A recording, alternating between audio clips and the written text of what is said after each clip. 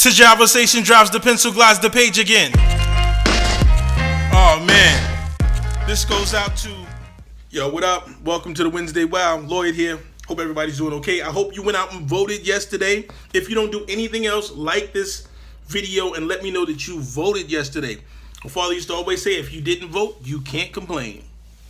Anyway, we're talking today about how you view things and the angle at which you look at things, right?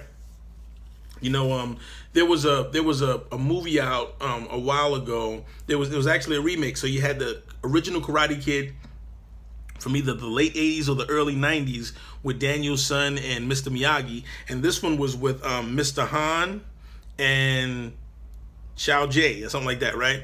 So anyway, one of the things that they were doing is, you know, he was taking off his coat, putting his coat back on. He was teaching him kung fu by using his jacket and hanging his jacket up. And when he finally started teaching him some of the moves, he said that kung fu is in everything that we do. He said, that's what he said. Kung fu is in everything that we do. And that's how I look at my recovery. Recovery is in everything that I do.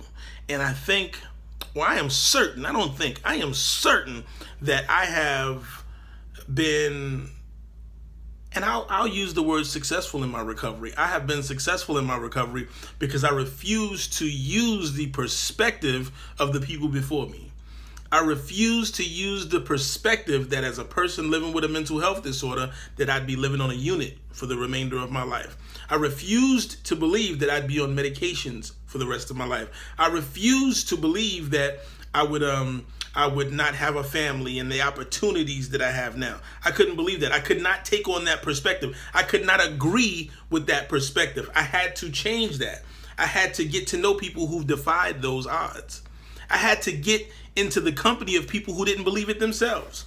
You know, this is how I came upon, you know, your South Carolina shares, your Mental Health Americas. This is how I started doing these things, is because I said to myself, there has to be more to life than this. I even remember when I first was released from the state hospital, I was living in a boarding home. I had little dreadlocks at the time. I'm thinning in the top, so that's why I cut my dreads and that. Don't laugh. But I'm twisting my dreads. I'm sitting on the porch of this boarding home and I'm twisting my dreads and I'm thinking to myself, there has to be more to life than this. And I spent day in, day out chasing what I knew had to be out there for me through building new relationships and allowing new information in. It could get crowded in here with all of that old information. Sometimes, you know, have you ever had a computer and you got to update it?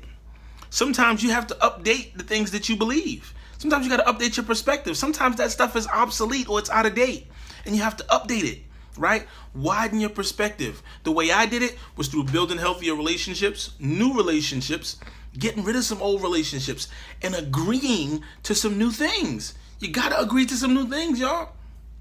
Agree that anything is impossible. You know, my sister Carla always says anything is possible through Christ who strengthens me.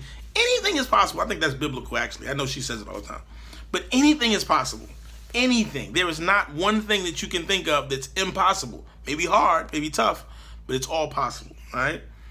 That's my Wednesday Wow, y'all. Find ways to widen your perspective, to learn more, to grow more, to be better. Some people travel for that. Some people read for that. Some people build new relationships for that. Figure out how you can widen your perspective, and I can guarantee you won't regret it. Make sure you check out my man Mo with his Mo's Monday Moment, and make sure you check out Lady Simone with Fresh Friday. That's my Wednesday Wow. Till next time, be easy.